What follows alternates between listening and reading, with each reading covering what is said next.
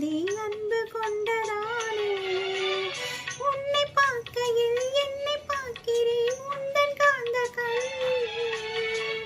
நன்றி சொல்லியே என்னை சேர்க்கிறேன் இன்று உந்தன் கையில். எந்த நாவல் தீருமோ உந்தன் பாத பூஜையில் இந்த ஜீவன்